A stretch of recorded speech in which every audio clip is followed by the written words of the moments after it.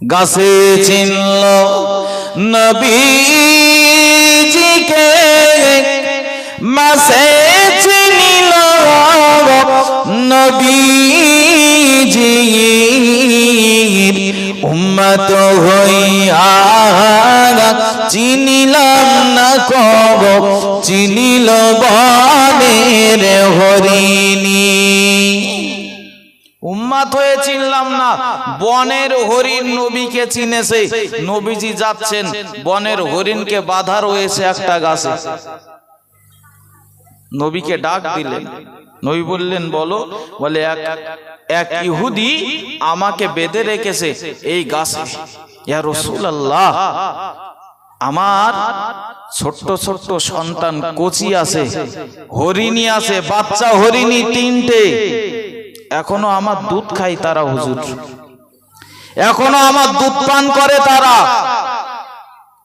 আপনি যদি অন্তত আমার খুলে দেওয়ার ব্যবস্থা করেন, আমার ওই বাচ্চা 3টে হরিণীর সঙ্গে আমি অন্তত কথা বলে আসবো। দেখ, শেষ দেখাটা দেখে নে। তোদের মাকে এক ইহুদি ধরেছে, শিকার করেছে, আমার গলাটা কেটে নেবে, আমি মারা যাব, তোরা অন্য কোন পথ দেখে নে, তাদের কাছ থেকে অন্তত আমি বিদায়টা নিয়ে আসি। আর ইহুদি হঠাৎ চলে এসেছে, এই মোহাম্মদ কি ব্যাপার?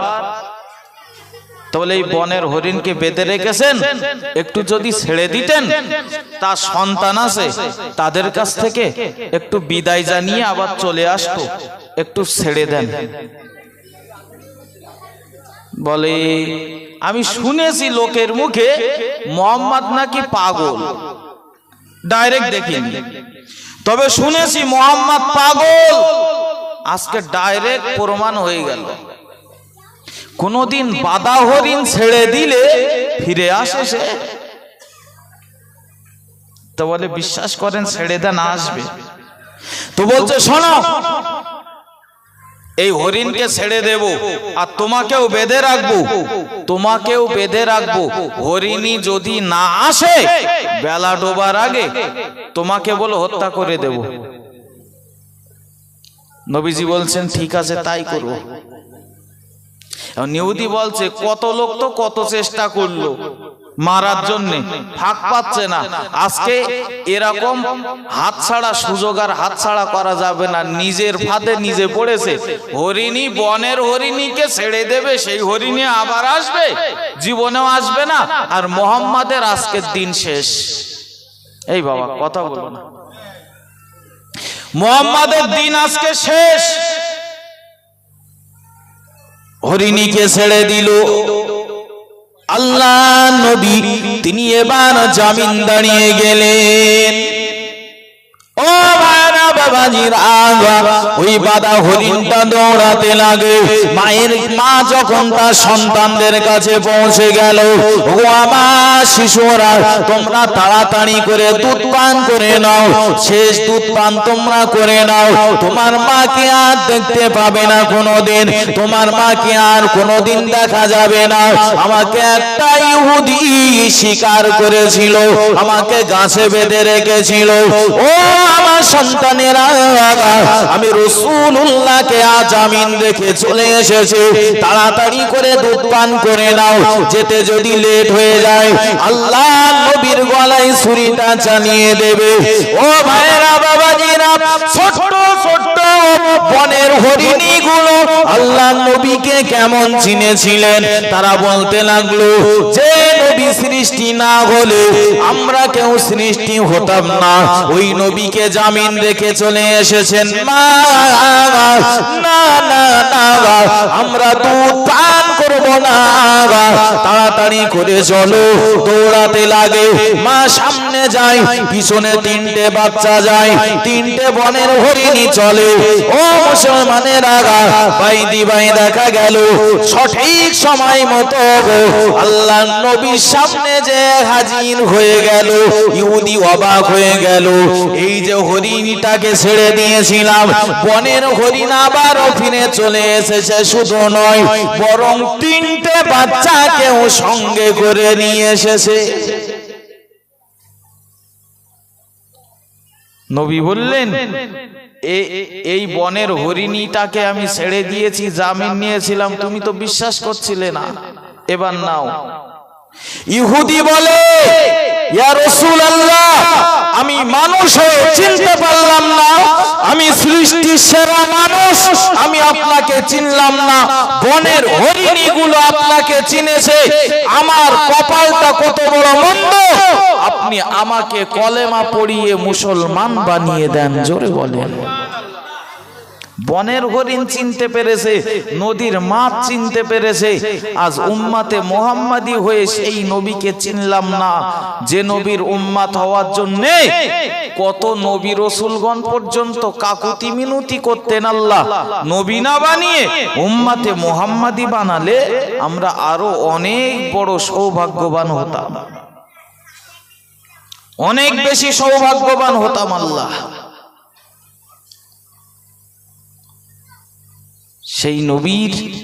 সেই নবীকে আমরা ইত্তেবা করতে পারলাম না, অথচ এটা তো ফরজ ছিল, ওই নবীকে এখনো মেনে নিতে পারলাম না। আজ মজলিসগুলো খালি পড়ে রয়েছে, কিন্তু আমাদের তো উচিত ছিল বাবা, এমন একটা মজলিস কায়েম হবে, আখিরাতের জীবনের পাথেয়গুলো রোজগার করব, কোরআনের কথাগুলো শুনবো, পরিবর্তন হব, বছরে একটা দিন জলসা দেব, সেই জলসায় আলেম ওলামাগণ যে কথাগুলো বলবেন তাতে আমল করার চেষ্টা করব, তবে এ জলসা দেওয়া সার্থকতা হতো।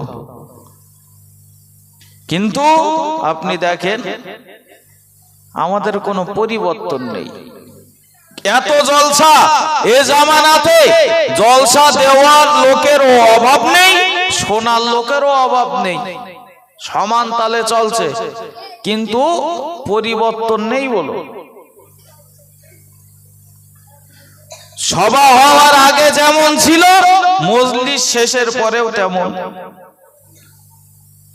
জলসা শুনতে ঢুকেছে, বিড়ি টেনে ফেলে দিয়ে ঢুকেছে, শুনে বাড়ি যাচ্ছে আবার বিড়ি খেতে খেতে। কি শিখেছে আর কি মেনেছে? যে বেনামাজি সেই বেনামাজি, যে বেরোজাদার সেই বেরোজাদার, জলসা হয়ে গেল। অথচ দেখছি যে মহিলা সমিতি করত, সভা শোনার পরেও সেই মহিলা সমিতির খাতার থেকে নাম কাটলো না, যে মদপান করত, সভা শোনার পরেও মদপান ছাড়লো না, যে মানুষটা লটারি কাটতো, জলসা শোনার পরেও লটারি ছাড়তে পারলো না। কি উপকার হয়েছে আমাদের? আসলে পরিবর্তন হবে কি, পরিবর্তন হবে কি, মানার চেষ্টা করব, তারপরে তো পরিবর্তন হবে। আমি নিজে মানার চেষ্টা করব, তারপরে তো পরিবর্তন হব। আল্লাহ পাক কোরআনে জানিয়েছেন, জানেন, বলেছেন, আমি ততক্ষণ পর্যন্ত কাউকে পরিবর্তন করি না যতক্ষণ না পর্যন্ত সে নিজে পরিবর্তন না হয়। আমাদের নিজেদেরই তো সেই ইচ্ছাগুলো নেই যে পরিবর্তন হব, তা না হলে একটা ওয়াজ হেদায়েতের জন্য যথেষ্ট হয়ে যেত, হাজার হাজার ওয়াজ শোনা লাগতো না বাবা, একটা ওয়াজ শুনেই হেদায়েত হয়ে যেত। আপনার শরীর খারাপ হয়েছে, কোথায় যাবে? তো গোপালপুর ডাক্তারের কাছে গিয়েছেন, একটা হাতুড়ে ডাক্তার। তো ডাক্তার একটা প্রেসক্রিপশন লিখে দিয়েছেন, আপনার যে রোগ, এই ওষুধ খেলে আপনি সুস্থ হয়ে যাবেন। তো আমি প্রেসক্রিপশনটা নিয়ে যত্ন করে ভাঁজ করে শোকেসের ভেতরে রেখে দিলাম। কই শরীর ঠিক হচ্ছে না, তো এর কাজ না, বদরতলায় যাই। বদরতলার ডাক্তারের দেখিয়েছেন, বদরতলার ডাক্তার প্রেসক্রিপশন করে দিয়েছেন, এই ঔষধ খেলে আপনি সুস্থ হবেন। প্রেসক্রিপশনটা সুন্দর করে ভাঁজ করে আবার জায়গা মতো রেখে দিয়েছি। কি ব্যাপার, বদরতলার ডাক্তার দেখালাম তাও ঠিক হচ্ছে না, আরজি করে যাই দিন একটু। কলকাতার আরজি করের ভালো এক ডাক্তার দেখিয়েছেন, তিনিও প্রেসক্রিপশন করেছেন, সেটাও ভাঁজ করে রেখে দিলাম। মরিচ যে ভেলুড়ে যেতে হবে নাই নাকি, সাচ্ছে না তো। আসলে তার সুস্থ হচ্ছেন না ওই মানুষটা, কারণ কি বাপ? ওই দিচ্ছে প্রেসক্রিপশন ভাঁজ করে রেখে দিচ্ছে, ওষুধ খাচ্ছে। মসজিদের ইমাম সাহেব যে প্রেসক্রিপশন করে দেন জুম্মার দিন, ওই প্রেসক্রিপশন অনুযায়ী যদি চলতাম তাহলে বলো এত অশোনা লাগতো না, কিন্তু সে তো হচ্ছে না। এ হুজুর বাদ দে, মাতিন সাহেবের ন্যায় সারা পুলির। তা আমি এসে একটা প্রেসক্রিপশন করে দিলাম, সেটাও যত্ন করে রেখে দিলেন। কই যে বেনামাজি ছিলাম সেই বেনামাজি তো পরিবর্তন হচ্ছে। কই কাইম সাহেবের দাওয়াত করতে হবে নাই নাকি? তা কাইম সাহেবের দাওয়াত কতদিন? এখন মুফতি সাহেবের দাওয়াত করেছেন, মুফতি সাহেব এসেও প্রেসক্রিপশন করেছেন সুদ খাওয়া যাবে না, ঘুষ খাওয়া যাবে না, এমনি করে মহিলা সমিতি করা যাবে না, বন্ধন করা যাবে না, মদ খাওয়া যাবে না, লটারি কাটা যাবে না। মুফতি সাহেব একটা প্রেসক্রিপশন করে দিয়েছেন, সেও দলা করে রেখে দিয়েছেন। এখন বলছেন এই এদেরও কাজ না, এরা তো 5-6 হাজার টাকা করে নাই, মনে হচ্ছে ভালো হচ্ছে না, একটু দামি হুজুর নিয়ে আই দেখি পরিবর্তন হয় কিনা। 30,000 টাকার হুজুর কেটা আছে? তা বলো অমুক জায়গায় 30,000 টাকার হুজুরির ওষুধ খেয়ে দেখি তিনি, প্রেসক্রিপশন তিনিও করে দিয়েছেন আমাদের মতোই, অথচ তাতেও কাজ হচ্ছে না। ও কাবার ইমাম আসলেও কাজ হবে না। মানার চেষ্টা করি নি তো, পরিবর্তন হব সেই চেষ্টাটাই নেই। অথচ সাহাবায়ে কেরামেরা যে কথাগুলো শুনতেন সাথে সাথে মেনে নেওয়ার চেষ্টা করতেন। আল্লাহ পাক রব্বুল আলামিন কোরআন শরীফের ভিতরে জানিয়ে দিলেন, আতিউল্লাহ ওয়া আতিউর রাসূল। ও আমার বান্দা বান্দীরা, আমি আল্লাহ তাআলা জানিয়ে দিলাম, আমার হুকুমগুলো তোমরা মেনে নাও, আমার কথাগুলো তোমরা মেনে নাও, আমার রাসূলের কথাগুলো তোমরা মেনে নাও, আমাকে ইত্তেবা করো, আমার রাসূলকেও তোমরা ইত্তেবা করো। আল্লাহ পাকের এই হুকুমগুলো যদি আমরা মেনে নিতে পারতাম, তাহলে আমাদের এই জীবন গাড়িখানা তো সুন্দরভাবে পরিচালিত হতো, আমাদের ভিতরে তো কোনো রোগ বালা থাকতো না। কিন্তু আমরা তো মেনে নিতে পারিনি। সাহাবায়ে কেরামেরা আল্লাহর নবীর জবান থেকে যেটা শুনেছেন সাথে সাথে আমল করার চেষ্টাও করেছেন। ও ভাইরা বাবাজিরা, ভালো করে মাথায় রাখুন, গভীরভাবে উপলব্ধি করুন, আল্লাহ পাক রব্বুল আলামিনের প্রিয় নবী মুহাম্মদুর রাসূলুল্লাহ সাল্লাল্লাহু আলাইহি ওয়াসাল্লাম একদিন দেখতে পেলেন নবী সাহাবী হযরত সালামী রাদিয়াল্লাহু তাআলা আনহু, তিনি মনটা খারাপ করে একটা গাছের নিচে বসে রয়েছেন। আল্লাহ নবী সালামীর পিছন দিক থেকে চোখ দুটো ধরে রেখেছেন। এমনটা আমরা করি তো, বন্ধু মানুষের সাথে দেখা হয়েছে, পিছন দিক থেকে চোখ ধরে রেখেছি, নাম না বলতে পারলে ছাড়বো না। নবীজিও গলা অন্য করে, স্বর অন্য করে বলছেন, যতক্ষণ না আমি কে না বলতে পারবে ততক্ষণ চোখ ছাড়বো না। তো সুবহানাল্লাহ বলেন।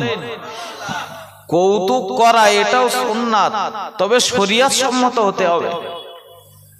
হাসি ঠাট্টা এটাও আল্লাহর রাসূল করতেন মাঝে মাঝে।